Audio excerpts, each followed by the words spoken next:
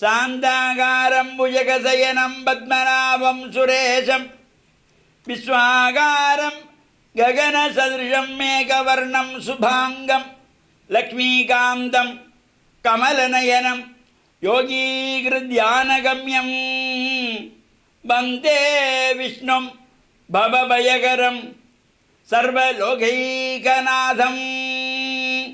ஓம் நாராயணாய வித்மஹே வாசுதேவாய தீமஹே தன்னோ விஷ்ணு பிரச்சோதயாத். ஓம் நமச்சிவாய. மேன்மைகள் சைவநீதி விளங்குக உலகமெல்லாம். நோயற்ற வாழ்வே குறைவற்ற செல்வம். அந்த நோய் நொடிகள் இல்லாத வாழ்வு இந்த உலக மக்கள் எல்லோரும் வாழ வேண்டும் என்று கலியுகத்தின் காந்தமலை யோதியாகிய சபரிமலை சுவாமி ஐயப்பனுடைய திருவடிகளை சிறந்தாழ்த்தி டான் தமிழொலி ஓம் தொலைக்காட்சி நேயர்கள் அனைவருக்கும் சர்வதேச இந்து மத குருபீடம் அகில இலங்கை சபரிமலை ஸ்ரீ சாஸ்தாபுரத்தின் சார்பில் இனிய வணக்கங்களும் நல்லாசிகளும். இன்றும் மங்களகரமான விஸ்வாவசு வருஷம் புரட்டாதி மாதம் முதலாம் நாள். இன்று புரட்டாதி மாத பிறப்பு 17/9/2025 புதன்கிழமை. இன்று மலர்ந்திருக்கின்ற இன்றைய பொழுதும் நம் எல்லோருடைய வாழ்விலும் எல்லா விதமான சிறப்புகளும் வெற்றிகளும் கிடைக்க வேண்டும் என்று இறைவனை பிரார்த்தித்து இஷ்ட தெய்வங்கள் குலதெய்வங்களையும் வழிபாடு செய்து பெற்றோர்கள் பெரியோர்கள் குருவானவர்களையும் வணங்கி அவருடைய அன்பையும் ஆசியையும் பெறுகின்ற பொழுது எந்த நாளுமே நமக்கு நல்ல நாளாக அமையக்கூடியது. இன்று புதவாரம் என்கின்ற புதன்கிழமை. இந்த வாரங்களுக்குள்ளே அபரிமிதமான சக்தியை தரக்கூடிய நாள் இந்த புதன்கிழமை. இன்று புரட்டாதி மாதம் மலர்ந்திருக்கின்றது. இன்று காத்தல் கடவுளாகிய மகாவிஷ்ணுவை வேண்டி மாதங்கள் தோறும் அனுஷ்டிக்கின்ற திதி வாரியான விரதமாகிய ஏகாதசி விரதம். இவ்வளவு சிறப்புகள் பொருந்தி இருக்கிறது. பொதுவாகவே இந்த புரட்டாதி மாதம் என்றதுமே நமக்கெல்லாம் ஒரு மனதிலே ஞாபகத்துக்கு வருவது பிதிர் வழிபாடாகிய புரட்டாதி அமாவாசை மாலைய பட்சத்தினுடைய முடிவு. அன்னை பராசக்தி அலைமகள் கலைமகள் மலைமகளாக துர்காலட்சுமி சரஸ்வதியாக வழிபாடு செய்கின்ற முப்பெரும் தேவியர் விழா, நவராத்திரி விழா, இவையெல்லாம் நமக்கு விஜயதசமி ஞாபகத்திலே வரும். அவ்வாறு இந்த புரட்டாதி மாதம் மலர்ந்திருக்கின்றது. இன்று புதன்கிழமை.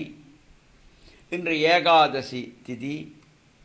எனவே விஷ்ணு ஆலயங்களிலே நடைபெறுகின்ற இந்த ஏகாதசியை முன்னிட்டு நடைபெறுகின்ற சிறப்பான பூஜைகள், அபிஷேகங்கள், ஆராதனைகள், வழிபாடுகள், உற்சவங்களிலே நாமும் கலந்து கொள்வதோடு இந்த ஏகாதசியிலே அங்கே துளசி தீர்த்தம் வழங்குவார்கள்.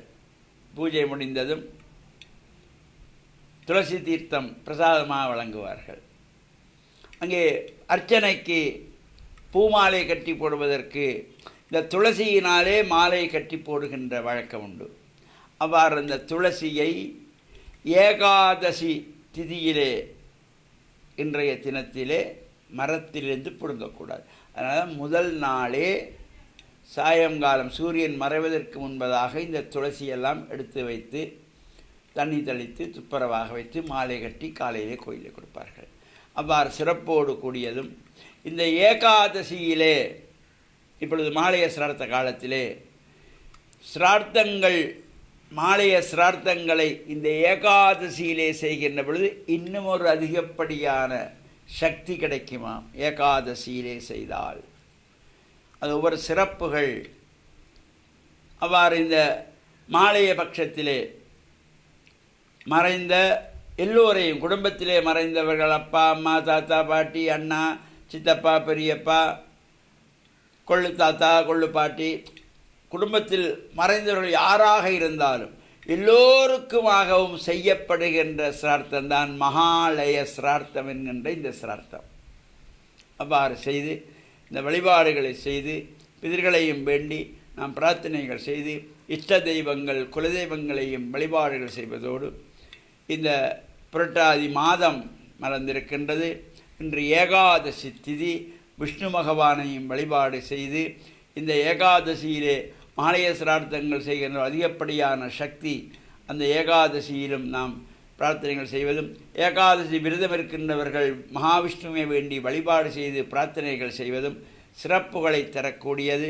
இந்த இறை அருளையும் பிதர்களுடைய ஆசியையும் பூரணமாக பெற்று மண்ணில் நல்ல வண்ணம் வாழ டான் தமிழொலி ஓம் தொலைக்காட்சி நேயர்கள் அனைவருக்கும் சர்வதேச இந்து மத குறிப்பிடம் அகில இலங்கை சபரிமலை ஸ்ரீ சாஸ்தாபீடத்தின் சார்பில் நல்லாசிகளை கூறிக்கொள்வதில் மனமகிழ்வு கொள்கிறோம்.